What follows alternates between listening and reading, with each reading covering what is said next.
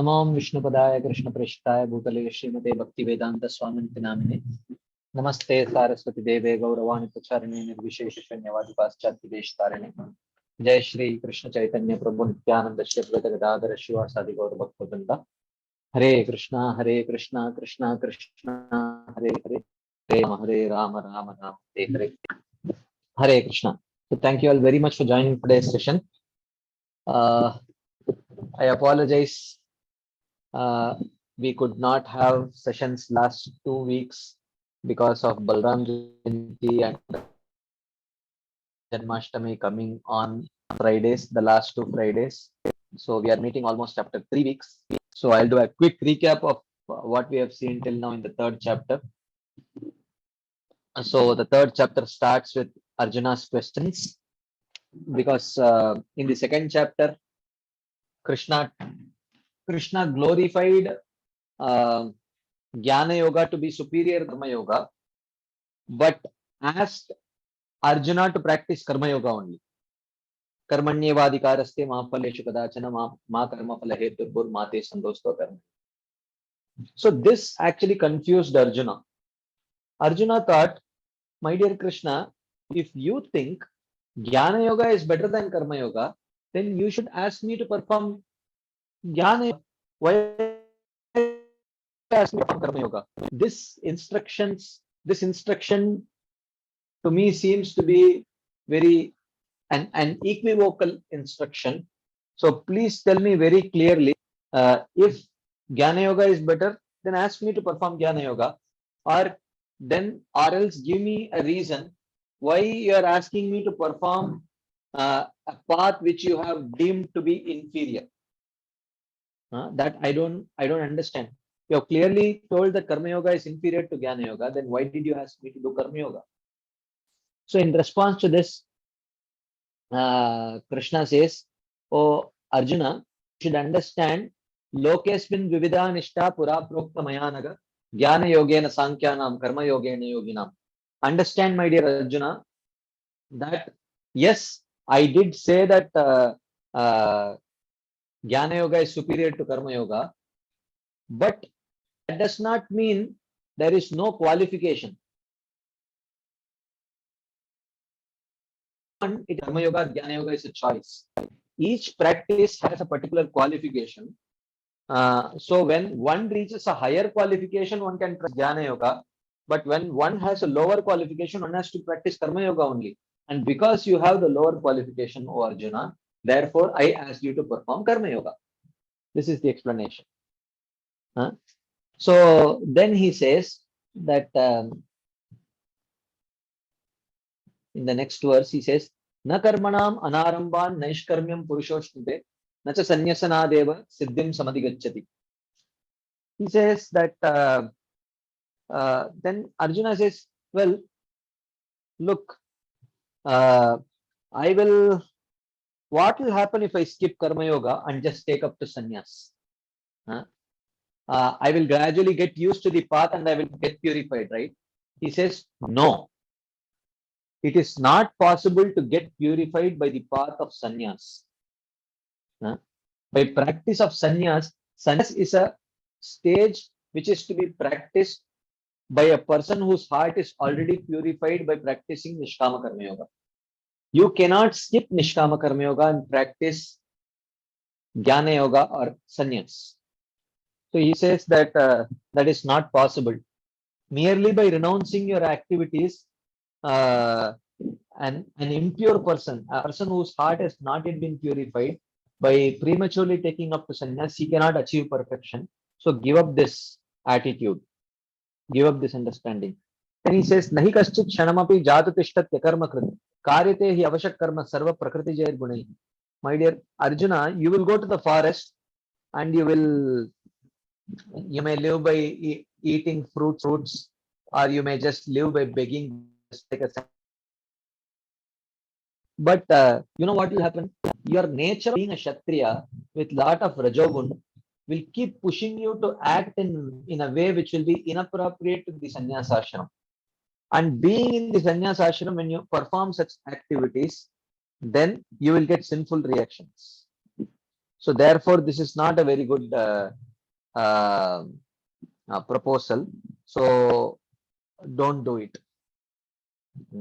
So a living in a conditioned soul cannot stay without performing an activity even for a moment, because the vasanas, the material vasanas that he has accumulated over many lifetimes, will keep pushing him to act in a way which is according to his nature. So you will be in sannyas ashram, but act like a grihastha every once in a while, being impelled by the modes, and that will certainly lead to sinful reactions. Then Arjuna says, no, I know I am a pretty sense controlled person. Don't worry about me. During the Agyatavas and all that, I could very clearly control myself. So there is no problem. You don't have to worry. I will control myself. I will control my senses. Then Krishna looks at Arjuna and he says, do you think just by controlling your senses, you have achieved success? You have achieved success of sannyas? Arjuna says, then what? He says, once able to control his senses is not a sannyasi. He says, a sannyasi means one who does not get even a single desire for sense gratification. He is a sannyasi. So people like you think that just by taking sannyas and controlling my sense gratificatory desire may come, but I will somehow control it and I will take sannyas. You are a bewildered person. You are a mithyachari. Mithyachari means completely misguided. A sannyasi is not one who is able to control his senses from sense gratification, but a sannyasi is one who never gets any sense gratificatory desire because his heart is completely purified. Only such a person is qualified for sannyas. Rather, Arjuna, I am telling you, yastu indriyani manasa niyamyarabate Arjuna, karmendriyahi karmayogam asaktaha savishishyate. Better than being an unqualified sannyasi is to be a qualified grihastha and follow your varna dharma. Follow your varna dharma and follow your grihastha ashrama dharma. That is much better. Better engage in karma yoga uh, without the qualification of jnana yoga. Engage in karma yoga only, and don't prematurely jump to practice jnana yoga or sannyas like that. Then he says, therefore Arjuna, niyatam kuru karmatvam karma jayo hi akarmanah sharira yatra pichate na prasidyed akarmanah. So Arjuna, therefore, now that I have presented the qualification for sannyasi, that a sannyasi is one who never gets any sense gratification desire, because you don't fall in that category. Therefore, you should perform your karma. You should perform your varnashrama duties. Niyatam kuru karmatvam karma jayo hi akarmanah. For you, it is better to perform your prescribed duties than to give it up. You will not even be able to take care of your body if you give up your varnam duties.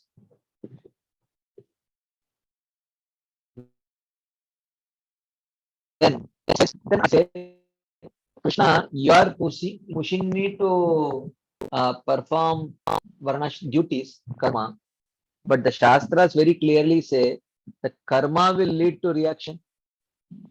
So, and reaction will lead to rebirth. So, why are you asking me to perform karma? It will lead to reaction and which will lead to rebirth.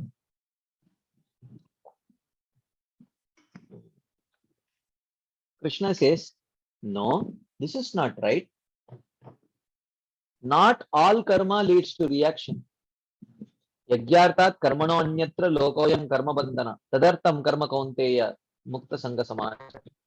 Those activities which are performed as yagya, which is prescribed according to one's varnashrama, those kind of activities will not bind one to this material world. They have the capacity to deliver one from this material world. It will deliver one from karma bandhana, especially when it is done with a detached mood and when the fruits are offered to the Supreme Lord. So when one performs Nishkama Karma Yoga, that Nishkama Karma Yoga will not bind one to this material world, but rather gradually deliver the person to the material world. Okay. That is just that in fact these yagyas were when Brahmaji first created the bodies of living entities, especially the human beings, he created the Brahmanas, Kshatriyas, Vaishyas, Shudras. Along with creating their body, Brahmaji also created these yagyas.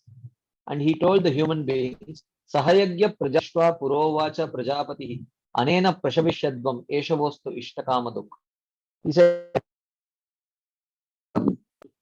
Brahmaji told the living, told the human beings, look, perform these yagyas and you can be prosperous. It will fulfill all your material desires. Even if you are not detached from the desires, uh, you can if you even if you may possess material desires, still you try to fulfill your material desires through by performing these yagyas, and by performing these yagyas, all your material desires will be fulfilled.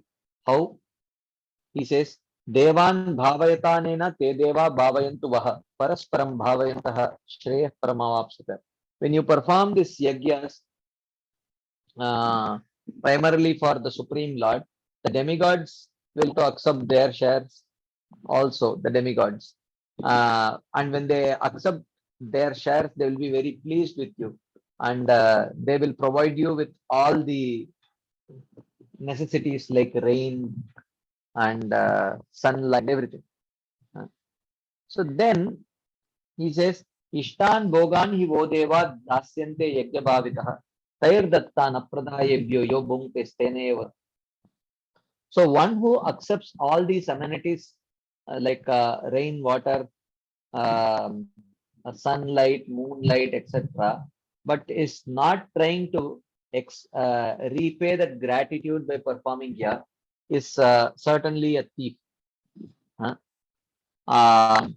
यज्ञशिष्टाशिनः सन्तो मुच्यन्ते सर्वकिल्बिषैः भुञ्जते ते त्वगं पापा ये परि आत्मकारणात्. So one who performs these yagyas and then accepts these amenities as a result of this performance of yagyas, he is freed from all kinds of sinful reactions. One who enjoys these amenities but without performing the yagyas is certainly accumulating a lot of sins.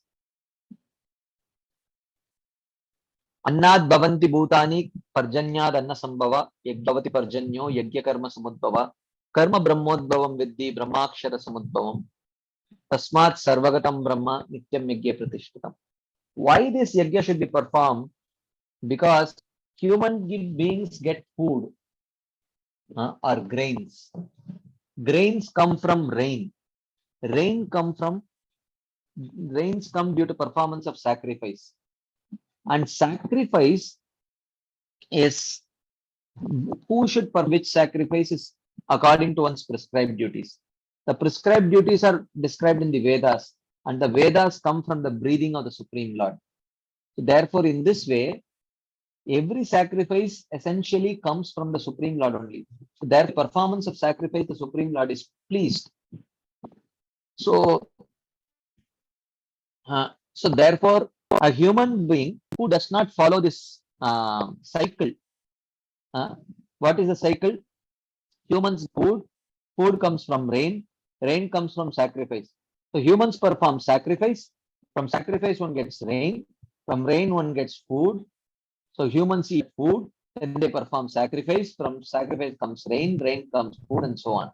So evam pravartitam chakram nanu vartayati hayah agayur indriya ramo mogam partha sajivati. So one who does not follow this yajna, um, but instead tries to enjoy everything, all the amenities without performing the sacrifices, he certainly lives a life full of sin. So therefore he says, so then Arjuna asks, so tell me clearly, What exactly is the qualification to take up the sannyas? That is Jnana Yoga. He says, Yastu Atmaratireva Syad Atmatriptascha Manava Atmanyeva Isantushto Tasya Karyam Na Vidyate. He says, one who is Atmarati, one who gets pleasure only from meditating on the Atma, Atma Triptaha, one is satisfied by meditating on the Atma, Atmanyeva hi Santushto, and one is not satisfied by anything else other than by meditating on the Atma. For such a person, Tasya Karyam na Vidyate. For him, there is no need to perform any Varnashram duties. Naiva tasya kritenartho nakriteneha kaschana nachasya sarva bhuteshu kaschit artha vyapashraya. For such a person, he does not gain anything by performing Varnashram duties because the Sakama Karma Yogi gains punya by performing Varnashram duties. As Nishkama Karma Yogi gains purification of heart by performance of Varnashram duties. Whereas Jnana Yogi neither needs punya and his heart is already purified. Therefore, there is no need for him to perform Varnashram because he does not gain anything. Both Sakama Karma Yogis and Nishkama Karma Yogis, they get sinful reactions for neglecting Varnashram duties. But because the Jnana Yogi has no material desires and all his material vasanas have been destroyed, therefore he does not get any sinful reaction for not performing his Varnashram duties. Right. So therefore, Krishna says, Tasmatvam Tasmad Asaktah Saktam Karyam Karma Samachara. Asakto hi acharam karma param apnoti purushaha.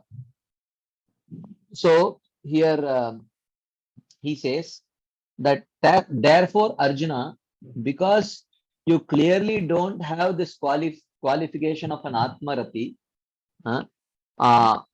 therefore you should always perform your Varnashram prescribed duties in a detached way. And by performing these activities with detachment, you will attain liberation. But then Arjuna may ask, but you say that I am a Kshatriya, I have to perform my Varna duties, but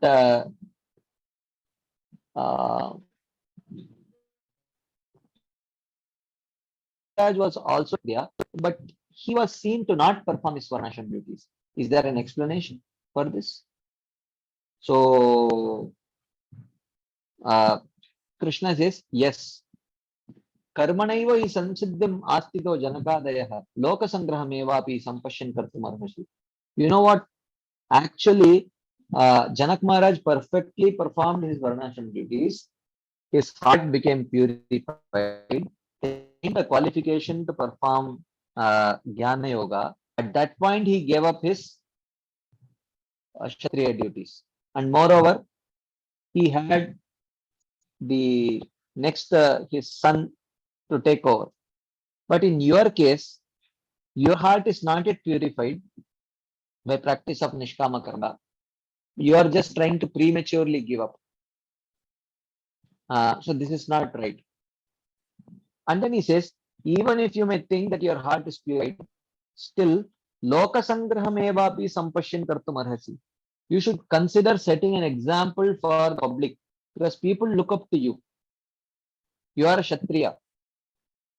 When the next Kshatriya is ready to take over, then you enthrone him and then you can go to the forest and perform Vanaprastha and then later take up the sannyas. That is a different case. But you cannot prematurely give up because if your people see that you are not practicing your Varnashram duty, then they will think that, oh, it is not necessary for us also to perform our Varnashram duty, and they will also give up. Then they will attain sinful reactions for that. Yadyadacharati shreshtas tatyevetaro jana sayat pramanam kurute lokastadanuvartate. So he says that whatever actions a common man naturally follows, and whatever pramana he follows, common man also accepts the same book as the pramana. So therefore, even though a king may be qualified for jnana, or a king may be qualified for bhakti, still publicly he should follow dharma shastras only, because most of his uh, prajas would have karma adhikar only. So therefore, whatever the king accepts as pramana to follow, the praja will accept the same book as pramana to follow, right? So um, therefore a king should publicly accept dharma shastras, even though if he is a devotee, he may internally practice bhakti shastra, but publicly he has the responsibility to set the right example for his prajas. Then Krishna says, you know what? Actually, I don't have any prescribed duties as a supreme lord. Name partasti karta drishu lokeshu kinchana nanavaptam avaptavyam bhartayeva chakarmani. So I don't have any prescribed duties to do, but still I perform my prescribed duties. Okay. Why? Yadi hyaham na varteyam jatu karmanyatandritah mama vanu vartante manushya partha sarvashah. If I did not engage attentively in my varnashram duties, even though they are not assigned duties for me, but still people will think that, oh, even Krishna is not following his varnashram duties, so why should we follow? Like that. Then he says, Utsye ime loka nakuryam karmachedaham sankarasya chakarprasyam upahanyam ima praja. So he says, actually, Arjuna, I'm told that if I fight the battle and kill uh, uh, then there will be then I will be the cause of Varna Sankara. But I am telling you, your understanding is totally opposite. If you don't fight, then you will be the cause of Varna Sankara. Because when your Praja sees that you are neglecting your Varnashram duty, then the Praja will neglect their Varnashram duties, then they will all lose their Varna, and subsequently, whatever child is born, he will be a Varna Sankara. But at least, and when Kshatriyas fight, death is inevitable. That does not mean every uh, you know woman who loses her husband will lead to adharmic life. The Kshatriyas have a system of protecting them. So, but still, because she will still follow her Kshatrani duties, therefore she will not. The child will follow. But if you give up your varnashram duties, then your praja will also give up their varnashram duties. Then wholesale, everyone will lose their varna, and there will be varna sankara only. So therefore, your argument by fighting you will lead to a varna sankara is wrong. Actually, by not fighting only you will be the cause of varna sankara. So then he says, Saktaha karmanya vidvamso yata kurvanti bharata kuryad vidvams tata saktas chikirshur loka sangraham. Arjuna, even you may think that you are qualified for jnana. So still what you should do, still you should perform your karma. Perform karma in a very detached way, so that under you who are very attached, they can see you and understand how one can perform the same work with detachment, aspiring for a higher goal. Na buddhibedam janayet ajnanam karma sanginam joshayet sarva karmani vidvan yuktah samacharan.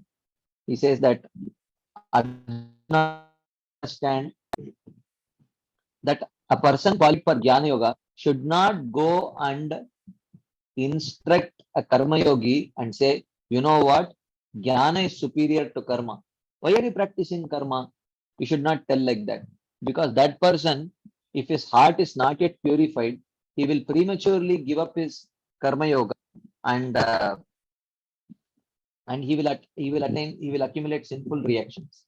Rather, even though you are qualified for jnana, you are qualified for karma sannyas, but still you perform your even though there are prescribed duties for you, but still you perform your duties, varnashram duties, in a detached way, and teach him how Varnashram can be performed in a detached way to aspire after the higher goal of liberation. Okay. Then he says that, but of course, in the purport, Srila Prabhupada, Srila Vishwanath Thakur very clearly says that this instruction is only for the Jnana yogis. For Bhakti yogis, all that they need to do is, because there is no material qualification needed for practicing bhakti, purification of heart is not a prerequisite for. Only prerequisite is Shraddha, faith, which is needed to practice any path. So if the devotee can somehow inspire that faith in the heart of that person, then he can encourage him to give up his varnashram duty. Once he gets the faith in bhakti, then he need not do his varnashram duties. Like that. So then he says, so what is the symptom of a person who still has only karma adhikar? He says, prakrite kriyamanani gunai karmani sarvashah ahankara vimudatma kartaham iti manyate. So how do I identify an attached worker? A worker who is still attached to this material fruits. He says that this person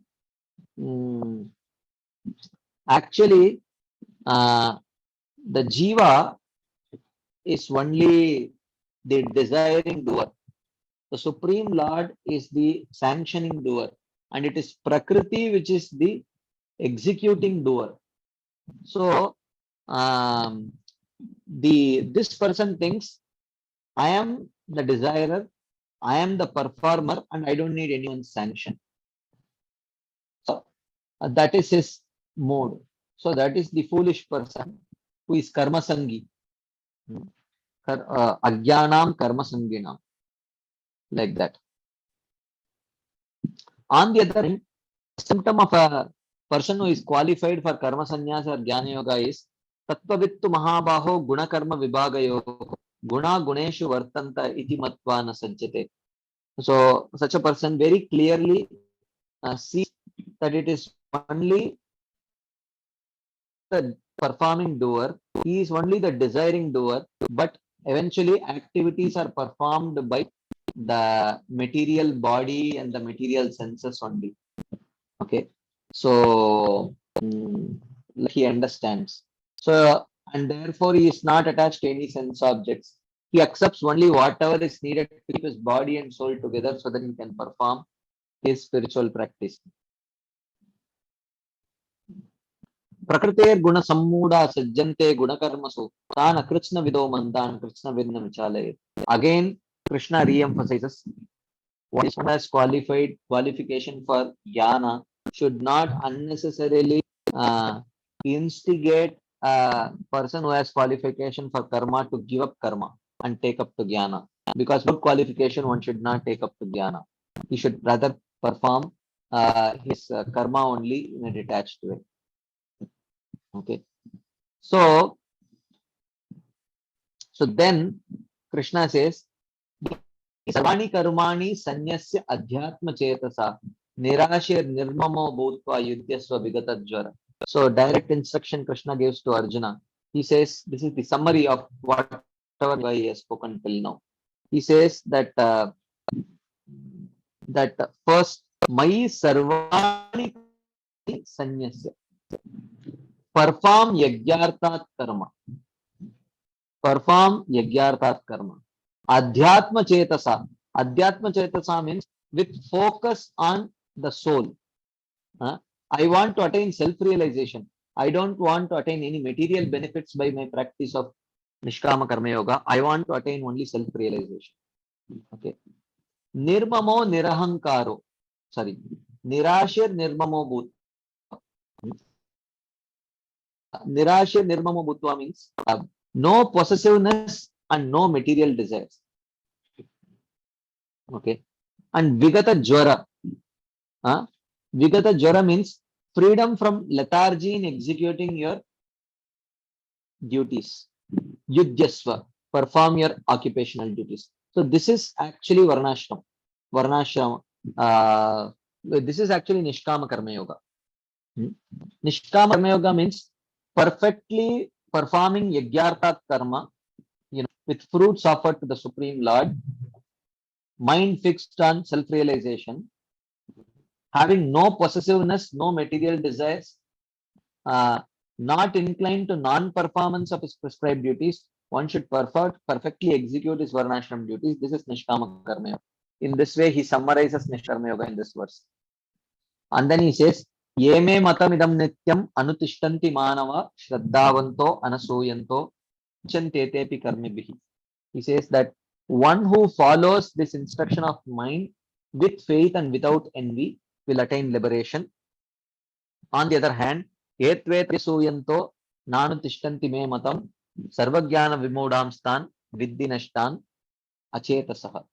So he says, but on the other hand, a person who out of uh, envy and lack of knowledge, when he does not follow these instructions of him, then he will be lost in the whirlpool of samsara.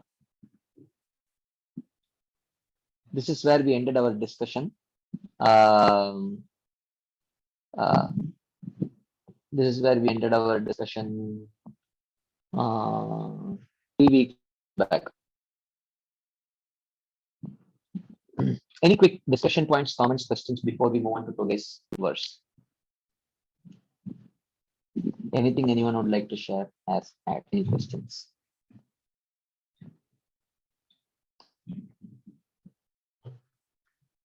Okay, if there is no discussion points or questions, we will continue our discussion.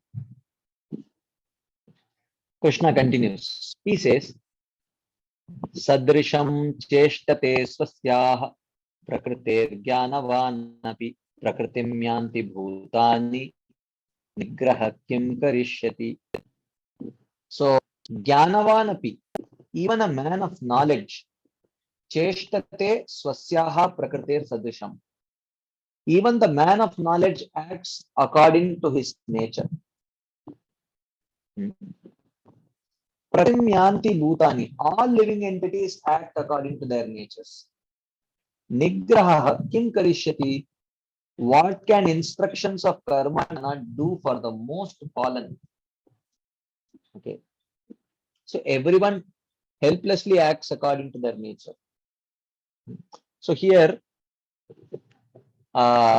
because Krishna says, one who out of envy and improper consciousness does not follow my instructions, he will be lost in the whirlpool of karma. So then the question arises, why would they not follow you? Will they not be afraid of not following your instructions?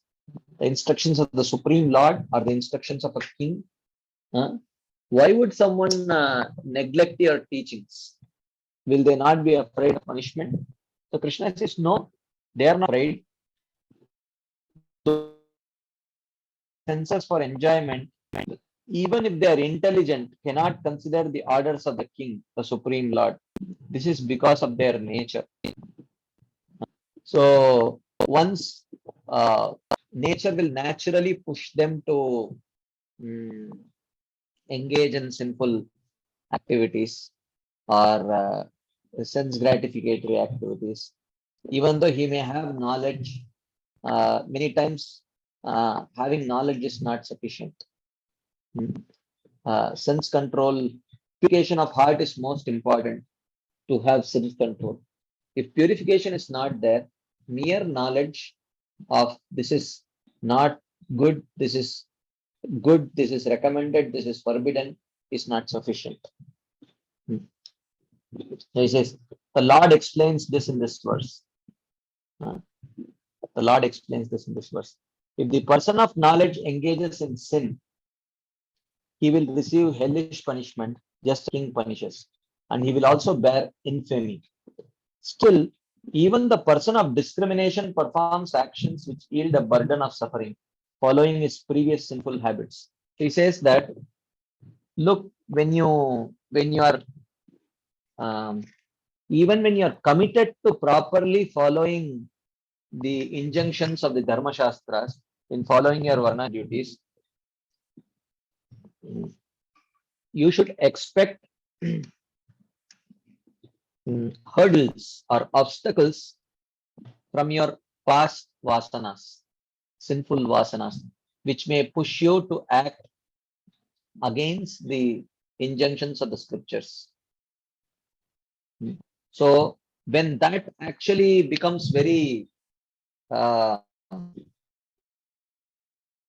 uh, burning, even though you may know that you may be punished by that, uh, but that uh, intense hankering for immediate gratification uh, will will not let you uh, act according to the injunctions of the Shastras. That is what Krishna says here. The force of vasanas is very powerful. Uh, Force of vasanas is very powerful. So the force of vasanas is very powerful. Uh, it can pull you away from your duties and engage you in sinful life. Okay. So therefore, mere knowledge is not sufficient. One should purify one's heart by proper practice of varnashram duties. So when the purification of heart happens, then the force of the vasanas will become lighter and lighter and lighter. Then one will be able to overcome the influence of the past vasanas and refrain from sinful life. Therefore, Krishna says, so he says, therefore, all followed after their natures. The instructions of scriptures made by me or the king in the form of Nishkama Karma Yoga purify and enlighten the impure hearted, and in the form of Jnana Yoga are able to purify and enlighten the pure hearted. But neither can purify the extremely impure. Nigraha kim karishyati. For those who are extremely impure, who cannot even follow the varnashram duties, like the outcasts. The outcasts, Kirata Hunandra Pulinda Pulkasha Avira Shumba Yavanaha Kasadaya. Such people, they cannot be purified by Nishkama Karma Yoga because you know they will uh, they will keep on performing forbidden activities, and uh, they will not very sincerely practice their Nishkama Karma Yoga also, and there is nothing prescribed for them because anyway they don't fall within the varnashram. So therefore, for such people, the only solution is surrender to a devotee. Yenye cha papa yadapashraya shuddhanti tasmai prabha vishnave namaha. If they surrender to the lotus feet of the devotee and take shelter of the lotus feet of the devotee, then they can overcome. So that is the only means. Otherwise, such people, you cannot even, those who are extremely impure outside varnashram, you cannot even recommend varnashram duties for them. So he says, however, Bhakti Yoga arising from my unpredictable mercy can deliver even those most sinful persons. As the Skanda Purana says, Aho Danyosi Devarshe Kripaya Kshanat Inchopi Utpudako Lebe Buddhako Ratimuchate.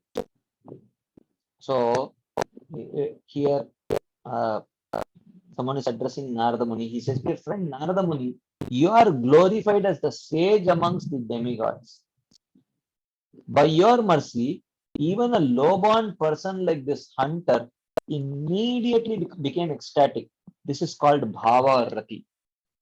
Whereas such people uh, cannot, by the power of Nishkama Karma Yoga, they cannot purify themselves. Because Nishkama Karma Yoga is not meant for them only. Because there is some level of purity which is needed to practice Nishkama Karma Yoga. Or even Sakama Karma Yoga, that matter. But there is no purity that is a prerequisite to practice Bhakti Yoga. There is only the mercy of devotees that is needed. Like that. Any quick discussion points, comments, questions, anything anyone would like to share, ask, add?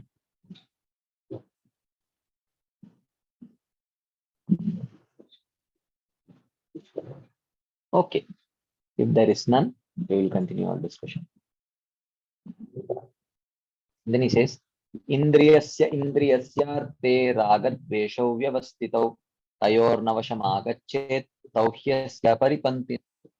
He says, understand Arjuna that raga, dvesha, attachment and repulsion are vyavastitau, vishesha rupena avastitau, are very firmly fixed in indriyasya yasyate, in each of the sense objects. In each of the sense objects, raga is fixed. When you look at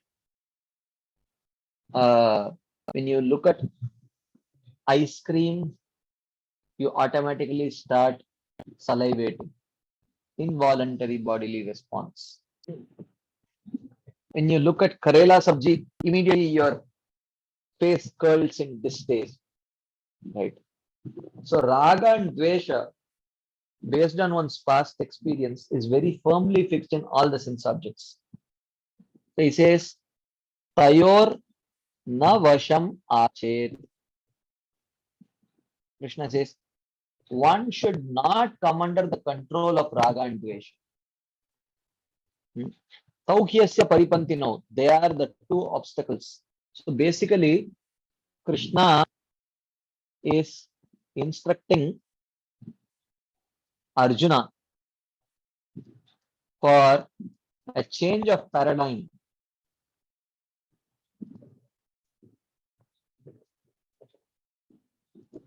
That is needed to practice Nishkama Karma Yoga. Arjuna, you may say, I like to fight, I will not fight. I like to beg, I will beg. He says, you know what?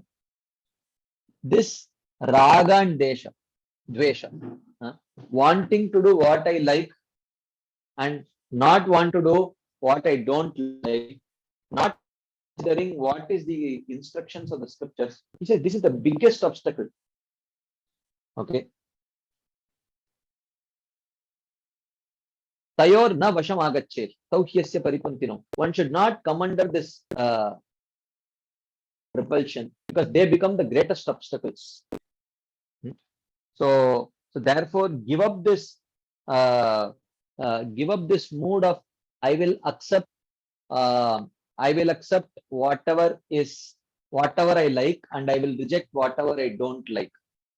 And you start accepting whatever is prescribed to you according to your varnashram and reject whatever is not prescribed to you according to your varnashram. So train your mind, rewire your mind to stop thinking in terms of raga and dvesha and start thinking in terms of dharma and adharma. Is this my dharma? I will follow.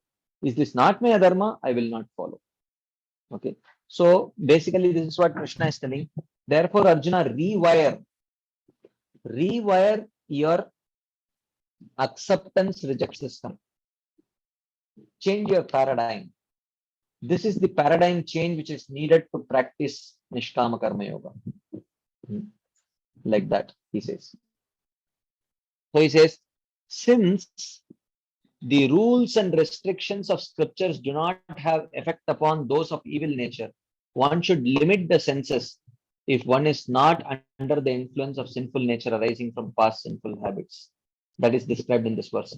Okay, if your past sinful inclinations not so much that you are not even able to any varnashram duty, then if you are not careful, you will be put in that direction. Like we see in the case of Ajamil. Ajamil was a properly only, but when he allowed free reign, when he allowed a free reign to his senses and indulged with that prostitute, then very quickly he got completely carried away and he lost his um, karma adhikar only. He lost his karma adhikar. He became as bad as an Antyaja, as a Chandala. So he was no longer even qualified to practice his Brahminical duties. He lost qualification also. So Krishna is telling, be careful, Arjuna. Now, at this stage, you are not so much controlled. You are not so much controlled by your senses. You are not so much controlled by your senses. You still have some level of restraint. Your bad habits are not so strong that they will not allow you to perform your prescribed duties. But be careful. If you are not careful, you may allow your senses to keep you outside the realm of varnashram only. Then it will become very difficult. So therefore, rewire your internal system of acceptance and rejection. Stop thinking in terms of I like, I don't like. I like, I will accept. I don't like, I will reject. And rather start thinking in terms of if this is dharmic and allowed by the Dharma Shastras, I will accept. If it is adharmic and not allowed by the Dharma Shastras, I will reject. So therefore, he says the word Indriya is repeated. Indriya to indicate that each of the sense objects of each of the senses in everything. Okay.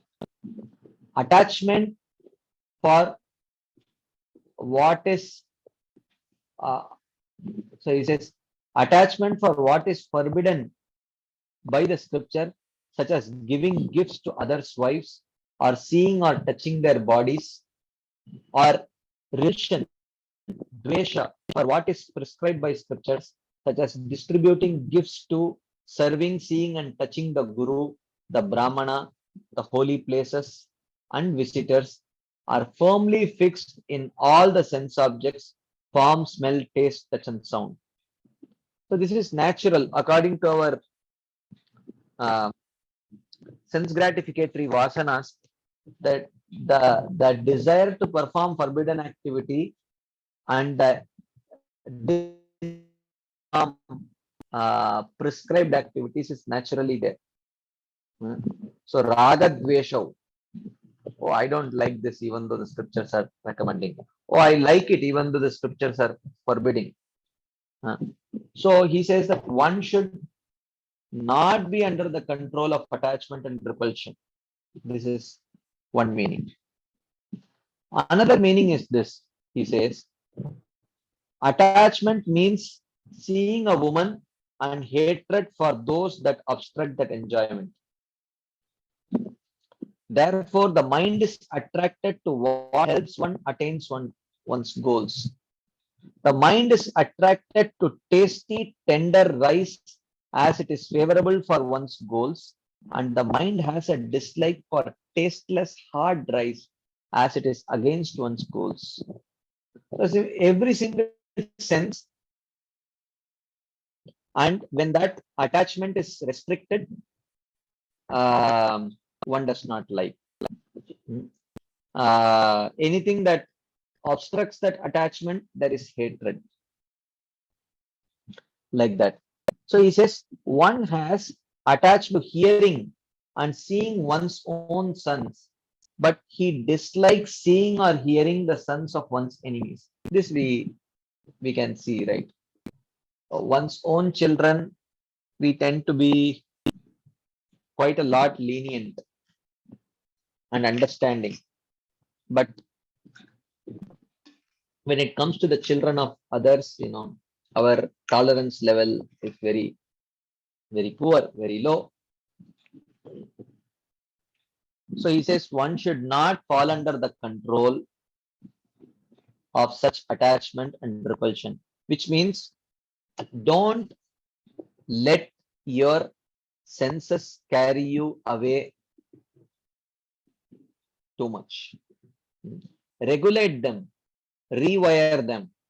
If this is according to the Dharma Shastra, I will follow. If it is not according to the Dharma Shastra, I will not follow. So uh, uh, introduce this alternate paradigm. Introduce this alternative paradigm to the mind. Like that. That is what Krishna is telling. If you are not careful, then you will allow your senses to dictate you. And if you keep accepting the dictations of your senses, then your senses will never follow the scriptures. And if they never follow the scriptures, you will fall down. So therefore, keep regulating. Keep regulating, practicing your varnashram duties. Keep regulating your senses by practicing Nishkama Karma Yoga. This is the instruction Krishna is giving to Arjuna here. Any quick discussion points, comments, questions, anything anyone would like to share as add?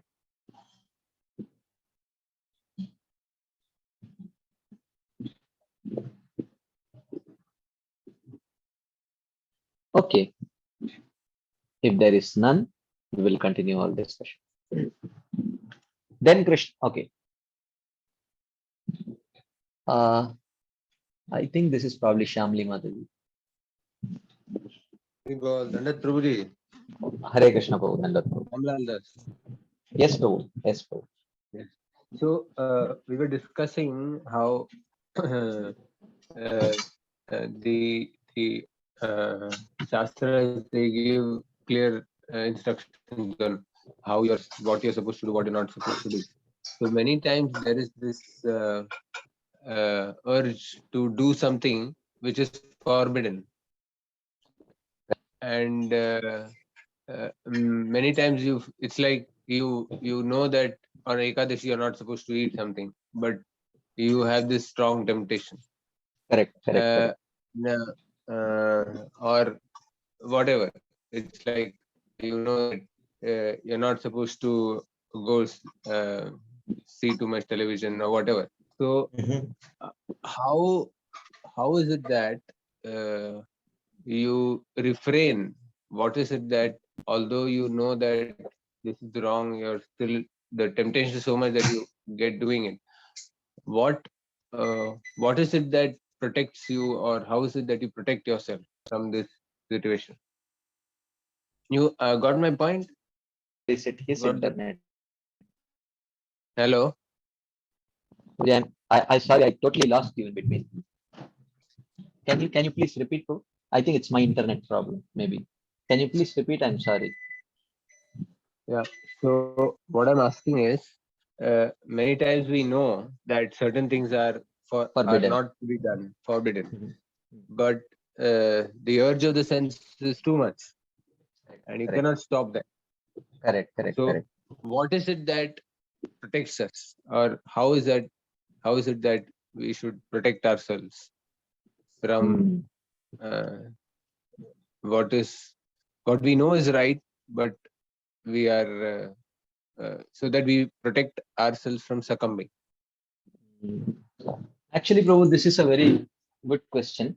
Even though we are currently discussing about Nishkama Karma Yoga, but this is a practical question for a practicing Bhakti Yogi.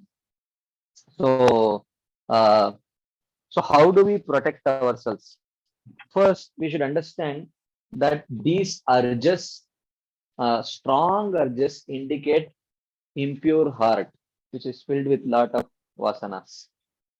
So, therefore, uh, definitely purification is needed. So, when the urge becomes very strong, at that time, actually, there is very little that we can do. So, uh, but so this is one aspect I'm talking about. When the urge actually becomes very strong, we saw in the second chapter, dhyayo vishayan pumsa sangasteshu pajayate, sangat sanjayate kamat krodho bijayate. So krodhat buddhinashat pranashyati. So these stages are there. So it all starts with dhyayato. First, looking at or coming in touch with that sense object, then meditating on it. Meditation leads to attachment. Attachment leads to deep desire to enjoy it. Sangat sanjayate kama. So when it reaches the stage of kama, with every stage that it that process, to come back is very difficult actually. So if we stop at the stage of dhyayato, then it is easy. If dhyayato becomes sangha, then it becomes little more difficult. When sangha becomes kama, it becomes all the more difficult. Then the subsequent stages becomes practically impossible. So when the urge becomes intolerable, at that time we cannot do anything actually. I mean, one thing that we can do is maybe run to the association of devotees, or immediately rush and take a cold water bath. Sometimes it has a nature of cooling down our urges, but these are not very sustainable in the long run. One thing which is very important is, as I had discussed before, devotional service is practiced at multiple stages. First, the stage of succumbing stage. Okay. Higher than that is the stage of doubttailing stage. And higher than that is the stage of yukta vairagya. Okay. And higher than that is the stage of spontaneous devotional service. Okay. So Right. generally, to start with, we may be at the succumbing stage of practice. Whatever you have described, we succumb to non-ekadashi things, eating on ekadashi and things like that. So the point is that we should always have likable devotional activities, and we should engage in likable devotional activities. That is called doubttailing. That is called as doubttailing. But many times what happens, that devotees are discouraged from engaging in likable devotional service, because they are told that if you do what you like, that is karma yoga, that is not bhakti yoga, which is actually a wrong understanding actually. Rather, if you see that the acharyas very clearly say that in the initial stages, devotees should engage in likable devotional service. So which means there must be a very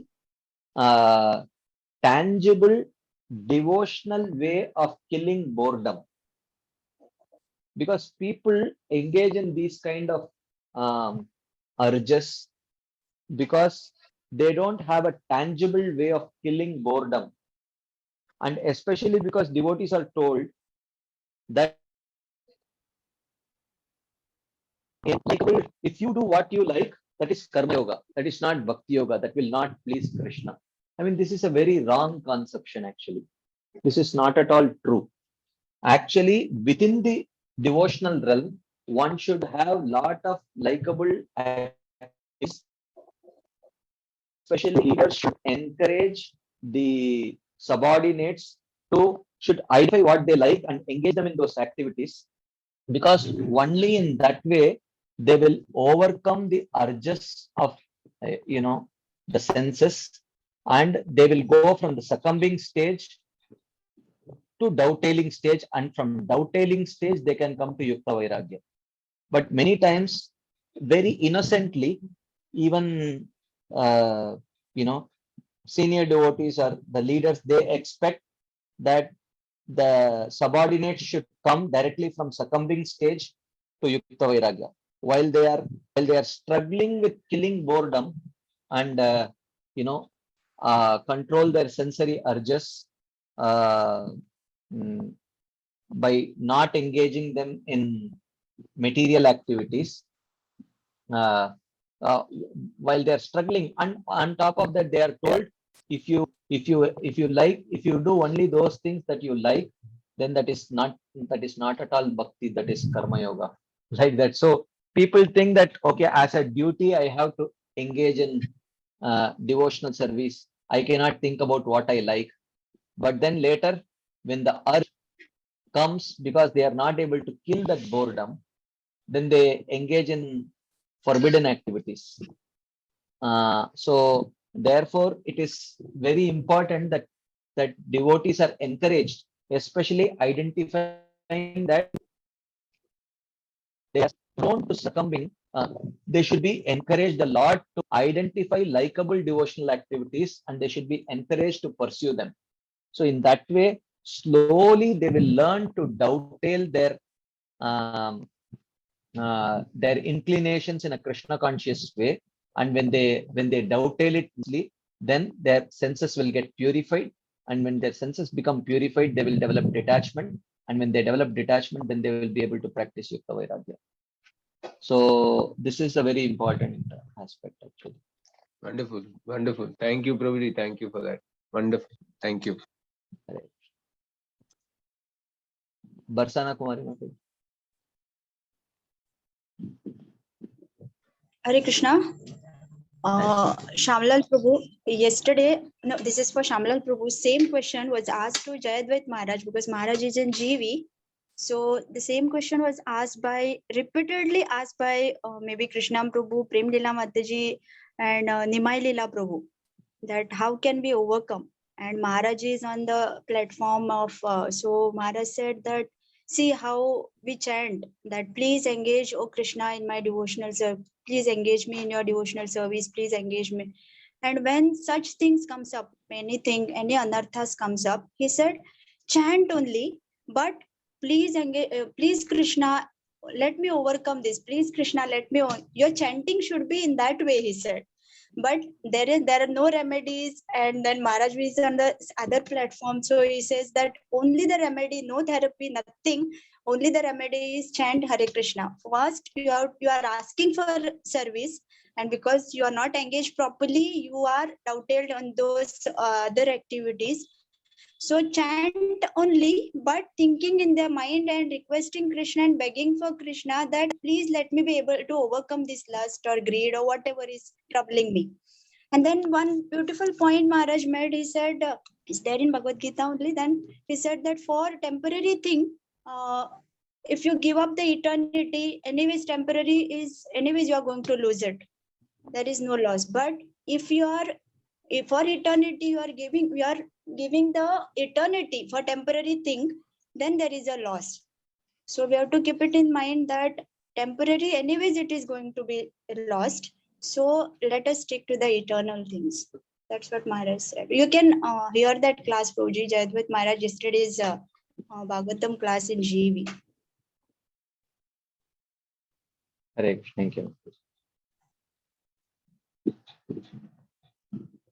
Yeah, that's a very point that anyway, yehi samsparshaja boga dukkha yona evate adyantavanta kaunteya nateshu ramate buddha. Yeah. So Anyway, it is eventually you cannot eternally avoid. But all these reflections are possible only when the fire of that urge is not consuming you. When the fire of that urge is consuming you, there is nothing that one can do actually at that point of time.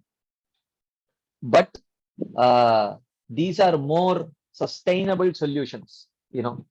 So we cannot be, when the fire is raging, many times whatever we do, we will end up succumbing most of the times. So the point is, how do we prepare for that eventuality? You know, that is what Maharaj also has mentioned, that this is a very nice reflection. What you're going to succumb to is a temporary thing. Why do you want to uh, uh, give up your eternal thing for attaining a temporary thing? Okay, this is a very favorable, cost bill analysis, very favorable reflection. So this is from the reflection point of view, but in practical engagement point of view also, one should certainly have likable devotional engagements. This is very critical. And many times I've observed that this kind of preaching, where people are told, if you do what you like, that is karma yoga, actually people suffer, they suffocate actually. In the long run, this leads to serious suffocation. People see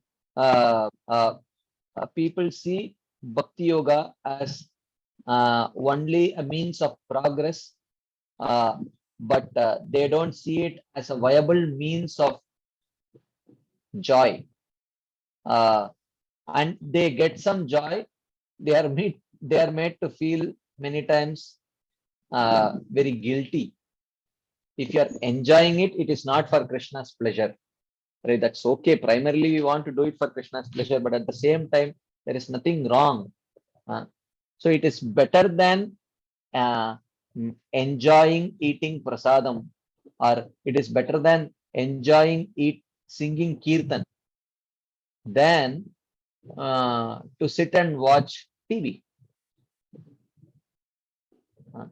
But many times, because people are so heavily told that if you should not do devotional service for pleasure, therefore the hidden message that they get is, for my own pleasure I will not do Krishna conscious activities. For my own pleasure I will watch TV. For my own pleasure I will go to a restaurant and eat, like that. So actually people should be encouraged. Identify which aspect of devotional service you like. Without any guilt, engage in it. And whenever you feel bored, you should have a devotional, a likable devotional activity which can easily help sail over that stage of boredom. And once one sails over that stage of boredom, then the sensual urges will not affect that person. Anyways, anything else before we move ahead to the next verse?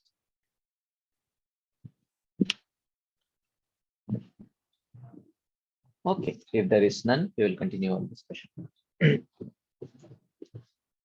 Then Krishna says, Shreyan swadharmo viguna paradharmat swanushtitat swadharme nidanam shreyah padharmo bhayavaha. This is something which, this is a doctor's forum, so doctor can understand this principle very easily. So Krishna says, Arjuna may say that, okay, dharma, right? Learn, follow dharma, condition your mind telling that, follow dharma. The question that the mind should ask is this dharma? I will do. Is this not dharma? I will reject. So then Arjuna, thank you very much, Krishna, for telling this. So because begging is also a prescribed varna dharma, right? But Krishna says, but that is not prescribed for you. But Arjuna says, no, no, that's okay. But isn't it prescribed? There are many unprescribed activities I am doing. I am not telling that I will perform any non-prescribed duty. But this is also prescribed for the Brahmanas or for the sannyasis, it is prescribed. So let me do that dharma. So because I don't think I can perform the dharma of on this battlefield. I don't think I can perform the dharma properly. But I think I can properly perform the dharma of begging a Brahmana's dharma. So Krishna says, look, you better improperly perform your dharma than to properly perform someone else's dharma. That is what Krishna is telling you. So he says, Shreyan Swadharmo Viguna. It is better to perform one's own duties, even if in a faulty way. Viguna means faulty way. Paradharmatsu anushtitat, than to perform others' duties, albeit very well. You may be able to very perfectly follow a Kshatri, perfectly able to follow a Brahmana's duty, whereas he may not be very perfectly able to execute his Kshatriya duty. So what should he do? So Krishna says, imperfectly perform your Kshatriya duty than to perfectly perform a Brahmana's duty. Why? He says, Swadharme nidhanam shreya. Destruction in the course of one's own duties is special. Paradharmo bhayavaha. Performing others' duties is full of danger, because full of danger means danger in the form of sinful reactions. Danger in the form of sinful reactions. So therefore, we had already discussed this particular point. Many times we say, Prabhuji, varnashram to karna hi hai na. So many times we say like this, and but we do not know what our varna is. ठीक है, वर्णाश्रम follow करो, बहुत अच्छा है, गलत तो नहीं है, पर उसके लिए पक्का आपको आपका वर्ना क्या है वो पता होना चाहिए. Many times people give arguments like this. प्रभु जी देखो, दो चीज है. कृष्णा says that चातुर्वर्ण्यम मया सृष्टम गुण कर्म विभागश. गुण के अनुसार, कर्म के अनुसार वर्ण का स्थापना कर सकते हैं. गुण तो पता नहीं है, तो मेरा ऑक्यूपेशन क्या है, मैं तो सॉफ्टवेयर कंपनी में काम करता हूँ, तो अकॉर्डिंग टू ऑक्यूपेशन ये तो शूद्र का जॉब है, तो फिर भी मैं वर्णाश्रम तो कर रहा हूँ ना. तो this is wrong. Actually primary once वर्णा is ascertained through guna only, and that karma should follow that guna. So if you are ascertained that you are a brahmana by your guna, then your karma should follow your varna. So you cannot say ठीक है मुझे मेरा गुण पता नहीं है, जो वर्ण है वही, जो मेरा ऑक्यूपेशन है वही मेरा वर्ण है. मैं पढ़ाता हूं इसलिए मैं ब्राह्मण हूं, मुझे लड़ाई करना बहुत अच्छा लगता है तो मैं क्षत्रिय हूं, ऐसा थोड़ी है. It is not like that. So one has to perfectly ascertain one's guna, and one's occupation should be according to that. Why? Because these occupations actually purify the heart according to the particular ailment. So a person who is designated as a brahmana has a particular ailment. He has to be purified of predominantly sattva-guni vasanas. A kshatriya has to be purified predominantly of rajoguni and sattva-guni vasanas. A vaishya has to be predominantly purified of rajoguni, tamoguni vasanas. A shudra has to be predominantly purified of tamoguni vasanas. So all four of them have different diseases, and the duties and medicines for those particular diseases. So you cannot, someone may say, Prabhuji, someone is diagnosed of malaria. उसका बाजू वाला जो में है, he is diagnosed of jaundice. So, so that person, apart from his jaundice medication, he is also given sugarcane juice to drink. पी लो अच्छा है आपके लिए. उसको कड़वा लग रहा है. Whereas the person suffering from malaria, he is given a lot of bitter medication, that Falciparum, Falcigo and all those things. So he is thinking, अरे अच्छा है. So he thinks, प्रभु जी मुझे भी दिन में 2 ग्लास 3 बार मुझे sugar cane juice दे दो, मैं भी पी लेता हूँ. I will perfectly follow that mission. So what will Shyamlal Prabhu say? Shyamlal Prabhu will say, अरे आपको इतना कड़वा रहा है, तो instead of taking the tablet 3 times, you take it 2 times. But you cannot take someone else's medication. So if a malaria patient drinks 2 glasses of sugarcane juice 3 times a day, he will die actually, even though he may like it, right? So the prescribed duties for particular varnas are prescribed in such a way that it purifies person of particular disease. So you cannot say that I don't like doing a Kshatriya's duty, I will do a Brahmana's duty. If you will do a Brahmana, your disease will get compounded actually. Because a Brahmana's dharma is not capable of purifying you. It will give you more sinful reactions. So therefore Krishna says, it is not just sufficient to follow dharma, but you should follow only your dharma and not someone else's dharma. So therefore, this whole concept of Prabhuji varnashram follow करना है, पर उसके लिए वर्ण जानना पड़ेगा पहले, क्योंकि किसी और का धर्म आप पालन करेंगे तो वो sinful reaction हो जाएगा, right? So there is no question of telling varnashram का पालन करो without first understanding what is your prescribed duty, and for that you should know what is your varna. So therefore this argument that जो मैं occupation कर रहा हूँ वही है मेरा varna, that is not at all correct. If that was correct, then Krishna will not speak this verse. So then Krishna will not say that it is better to perform one's own duties faultily than to perform others' duties very well. So which means there are particular duties which are one's own duty. But you should not say that whatever duty I do is my own duty. That is a very faulty argument. Krishna does not prescribe that kind of an argument.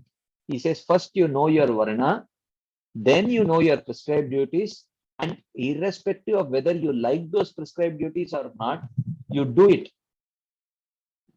Faultily do it, no problem.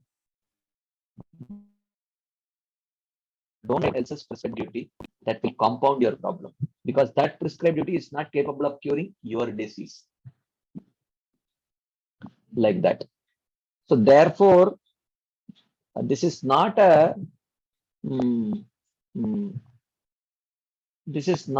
system which is थोड़ा बहुत करेंगे तो चलता है. ठीक है, आपको ब्राह्मण का स्वधर्म कर नहीं पा रहे तो चलेगा, एटलीस्ट वैश्य का तो कर लो. वैसे नहीं चलता है. You should perfectly know what your varna is, and then according to that, whatever is the is your prescribed duty, only that you should do. Like that. Yes, Shyamlal. Prabhuji, it's Shamli now. Yes, Sorry. Mata. Yeah, so Prabhuji, so this for a woman, it has always been that the prescribed duty is, you know, whatever the varna is, it is to serve the family and serve the husband and whatever. So is that a Dharma Shastra principle, or is it the same in bhakti? Well, uh, there are parallels in bhakti. There are parallels in bhakti. If if if especially the husband is a very perfectly practicing sadhaka, then that does not mean that if the wife just assists the husband, but she herself does not chant her 16 rounds, it's okay. I don't think anyone recommends it. I don't think even Prabhupada recommended it that way, or the Purvacharyas recommended it that way. Uh, yes, according to the Dharma Shastras, there are particular dharma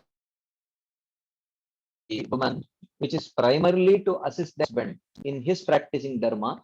So that becomes the dharma for the woman. This is mostly according to the Dharma Shastras. But according to Bhakti Shastras, these principles cannot be as it is applied.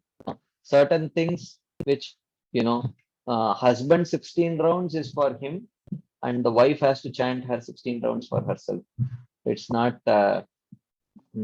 It's not that kind of a rule that you, as long as you assist the husband, it does not really matter whether you chant your rounds or not. No, that is not according to the Bhakti Shastra. That's my understanding. Is that relevant, Madhya? Did you have something else that you want to ask? Yeah, so Prabhuji, they would also say now that 50% of whatever good the husband does, the credit goes to the wife, and something like whatever bad the wife does, the 50% of that credit goes to the husband, and some funda like that was there. So that is also not a part of the. Yeah, I have not heard Prabhupada mentioning anything like that.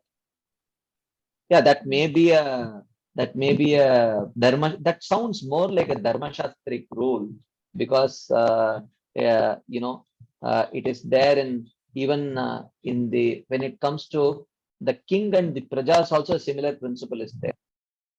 The king gets 50% of the collective uh, uh, piety which is subjects perform. It goes to the king. So gives him a very strong incentive of ensuring that his subjects live a very pious life, because 50% of the collective piety of his prajas directly goes to the king. Similarly, 50% of the sinful actions also. So therefore, this gives a very strong impetus for responsible governance on the uh, on the side of the king, because there are serious repercussions and serious rewards also.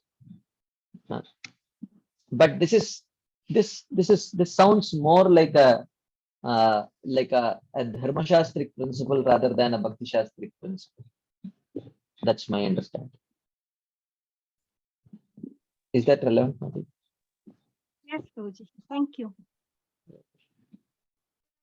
Uh, uh, Sachiparan Prabhu in the chat box, he asked, Dharma is sometimes compared to occupation and also sometimes to religion or social system. Yeah, correct. I agree with that point. Sometimes Dharma is what is your Dharma? You know, in Sanskrit, one word has multiple meanings based on the context. So Dharma sometimes refer to occupation also. What is your Dharma? Means what is your prescribed duty? Like that. And sometimes it refers to the nature also. Uh, the Dharma of the soul. That. So, and Dharma refers to general social system also. True. The word Dharma is used in many different ways, but what I mentioned is Dharma means the rules and regulations and the which are prescribed according to the Dharma Shastra. In that context, I use the word Dharma. Okay. Yeah. Savai Pamsam Paramo Yato Bhakti Radokshije. Paro dharma there refers to again prescribed duty. There the word dharma refers to prescribed duty. So just like the word atma has multiple meanings depending on context. Similarly, the word karma also has multiple meanings. So karma can mean action. Karma can mean reaction also. So depending on the context, you understand the meaning. So yes, you're right. I agree with this point. Okay. Any final comment questions before we wind up for the day? It's already 9:30. Yes. I don't know whether it's Shamlal Prabhu or Shamli Mata. Yes. Family again, sorry. Yes, So, yes, ma'am. Prabhuji, I think this is more, I mean, related to NOD's topic, but I just like wanted to ask that we also say that when the guru initiates a disciple, the guru takes up the karma of the disciple. Is that also true then? Because in the NOD discussion, like on the even once if the devotee chants the holy name, his sinful reactions are all destroyed, right? Yeah. Yeah. Uh, uh, this is not, this can be taken exactly literally that way. The guru takes the responsibility for the disciple, but the guru will not get the sinful reactions of the disciple. Why should the guru suffer for the sinful reactions of the disciple? That is not true, actually. It is not at all true. Many times people said now that the guru's Yeah, it is is commonly, suffering because of the yeah. So that is true. The guru may suffer, but not sinful reaction, not for the sinful reactions of the. So in that case, you know what the guru should do? The guru should search for one people and initiate them, so that he will not have to suffer serious sinful. He will not have to suffer serious sinful reactions. So this is not true actually. Krishna is not so heartless that he will a person who has practiced bhakti sincerely for so many years and decades and accepted the responsibility of spreading the movement of Krishna, why would Krishna make that person suffer for the sinful reactions of his disciple? That is not true. Even though I agree that it is very commonly told and it is a good sentiment. And if the guru accepts a disciple and does not properly rectify him of his misgivings for whatever reason, either he doesn't care, or maybe he's thinking that if I correct that person, then he may run away from bhakti, so I will not like that. For such kind of reasons, if a guru does not correct his errant disciple, then that is irresponsible act on the part of the guru, for which Krishna may punish him. So therefore, if secretly a disciple is errant, then a part of the responsibility goes to the guru, but it is not exactly like karma transferred to the guru. So it is, but certainly a guru has to take responsibility either directly or by creating systems, like we have the counselor system. So the counselor system is a system where a system of taking care of disciples and ensuring that they follow the standards nicely and go towards speed. The guru has to either create systems or personally ensure that his disciples are following the principles nicely. But if the guru is lax or lethargic or careless in this aspect, Krishna may choose to punish the guru for not properly taking care of his disciples. But that does not mean as soon as a guru accepts a disciple, all his sinful reactions will be transferred to the guru.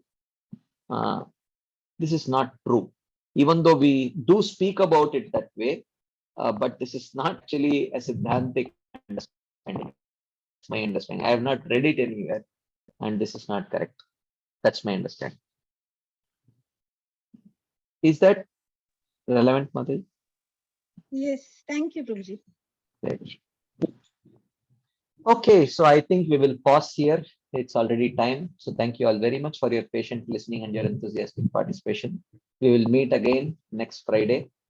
Till then, please have a pleasant weekend and we will meet again. Srila Prabhupada ki jai. Srila Vishwanath Chakravarti Thakur Pad ki jai. Srimad Bhagavad Gita ki jai. Hare Krishna. Thank you very much.